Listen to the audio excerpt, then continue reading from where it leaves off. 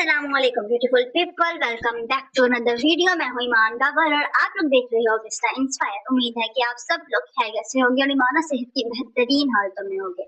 आज मैं एक और रिव्यू वीडियो लेकर आई हूं और लेकर भी इंग्लिश नॉवल की आई हूं, जैसा मैंने आप लोगों को कहा था। तो आज हम लोग एक ऐसी इंग्लिश बुक के बारे में बात करने वाले हैं जिसका नाम आप लोगों ने सुना होगा। नाम नहीं सुना तो उसके लाइंस आपने कहीं ना कहीं किसी ना किसी रील्स में या शॉर्ट्स में लास्ट में देखी होगी, क्योंकि ये एक ऐसी किताब है क्योंकि ये एक ऐसी किताब है जो हर रीडर की बुक शेल्फ में होती है।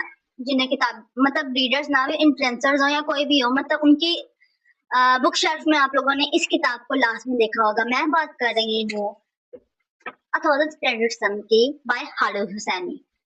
ये किताब बहुत ज्यादा फेमस है। वो क्यों, आप हम लोग इस वीडियो में उस बारे में बात करेंगे। तो इसके मतलब ये किताब और एक द काइट रनर, ये दोनों एक ही राइटर की हैं। ऑफ कोर्स आप लोगों को पता ही होगा।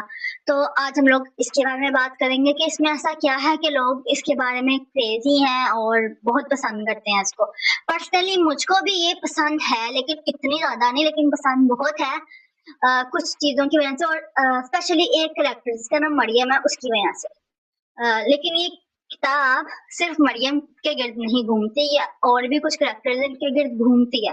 लेकिन मेरा जो इस पूरी बुक में जो था, वो जिस किरदार ने मेरी तवज्जो खींची थी, जिस किरदार की वजह से मैंने इस किताब को खरीदा और पढ़ा था, तो वो मरियम थी।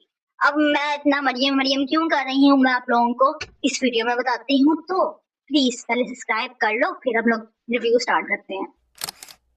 अब बात करते हैं हम लोग इस किताब के बारे में। तो इस किताब के मेन कैरेक्टर मरियम ही है और कहानी मरियम से ही शुरू हो रही है। और मरियम एक ऐसी लड़की होती है, एक ऐसी बच्ची होती है जिसको ये लगता है कि उसका बाप हीरो है, लेकिन उसकी माँ उसको कहती है कि तेरा बाप हीरो नहीं है। लेकिन वो ये बात नहीं मानती, क्योंकि मतलब उसके जहन में अपने बाप का बहुत अच्छा इमेज होता है। बट उसको बाद में समझ आती है कि उसकी माँ ठीक कह रही थी। इस बुक में चाइल्ड मैरिज को दिखाया गया है और अफगानिस्तान मतलब कबूल को दिखाया गया है। और फिर ये दिखाया गया है कि एक टॉक्सिक हस्बैंड, अब्यूजिव हस्बैंड, ये दिखाया गया। और इसमें फिर आगे जाकर एक और कैरेक्टर इंट्रोड्यूस होता है, बल्कि दो और कैरेक्टर इंट्रोड्यूस होते हैं, और वो होता है लैला और तारिक का, जो कि बेस्ट फ्रेंड होते हैं। लेकिन फिर मोहब्बत हो जाती है, लेकिन तारिक पाकिस्तान चला जाता है क्योंकि हालात खराब हो जाते हैं। ये सारी कहानियां। लेकिन अगर हम लोग बात करें इनके मेन टॉपिक्स पे कि इस किताब में किस किस चीज को दिखाया गया है, तो फर्स्ट इसमें चाइल्ड मैरिज दिखाई गई है। फिर इसमें ये दिखाया गया है कि एक अब्यूजिव हस्बैंड है। फिर इसमें एक और चीज दिखाई गई है कि तालीम कितनी जरूरी है। और उसके बाद दिखाया गया है कि औरतों के हकूक उनको नहीं दिए जाते। लेकिन इसमें जो चीज मुझे बुरी लगी थी वो था कि इसमें एक हराम रिलेशनशिप और दो नामहरमों का जिस्मानी ताल्लुक, वो भी शादी से पहले, होते दिखाया गया है। इसलिए मुझे लैला और तारिक दोनों ही पसंद नहीं है इस बात की वजह से। बाकी अगर बात की जाए तो इसमें काफी ज्यादा जो जिस कैरेक्टर ने सफर किया है वो है मरियम की। और मरियम के कैरेक्टर में हर चीज है, उसने बहुत कुछ सहा। और अगर हम किसी भी रीडर से पूछे ना इस किताब के, तो वो मरियम के कैरेक्टर को ही पसंद करेगा, लैला और तारिक से भी ज्यादा।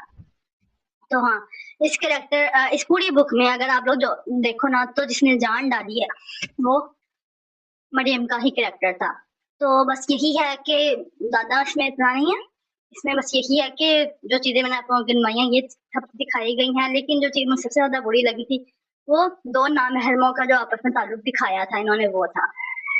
और काफी कुछ फजूल किस्म के भी, मतलब लैला मुझे बिल्कुल भी पसंद नहीं थी। वो बहादुर थी, क्यों मुझे बिल्कुल भी नहीं पसंद।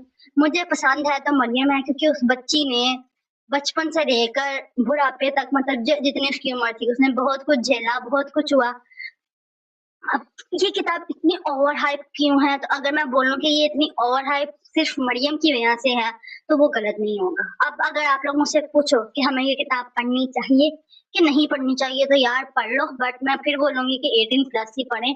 और जिनको थोड़ी सी मतलब समझ हो इन चीजों की, इस्लाम वगैरह की, क्योंकि इसमें मुझे ऐसा लग रहा था कि राइटर ने मुसलमानों को बहुत गलत तरीके से दिखाया गया है। मतलब बहुत गलत नहीं कह सकते, लेकिन ऐसा दिखाया गया है जैसे कि वो बूढ़े हैं, जैसे कि बस क्या बोलूँ, जिन्होंने पढ़ी है वो समझ सकते हैं।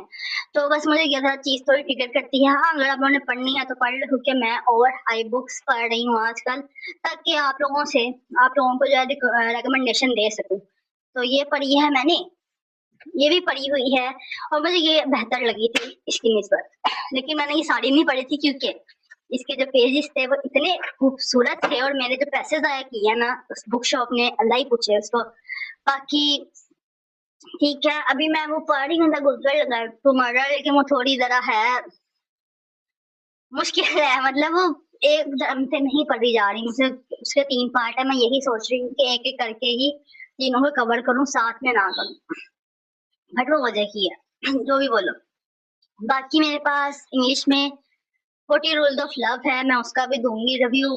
बाकी नॉवेल्स में बहुत कम है, लेकिन मैं यही कोशिश कर रही हूँ जो ओवर हाइप बुक्स हैं या जो बहुत फेमस बुक हैं, हम लोग उसका रिव्यू दें। आज के लिए बस इतना ही था। उम्मीद है कि आप लोगों को वीडियो अच्छी लगी होगी। चैनल को सब्सक्राइब करें, वीडियो को लाइक करें और मेरे दुआ में याद रखें। मिलती हूँ नेक्स्ट वीडियो में। अल्लाह हाफिज़।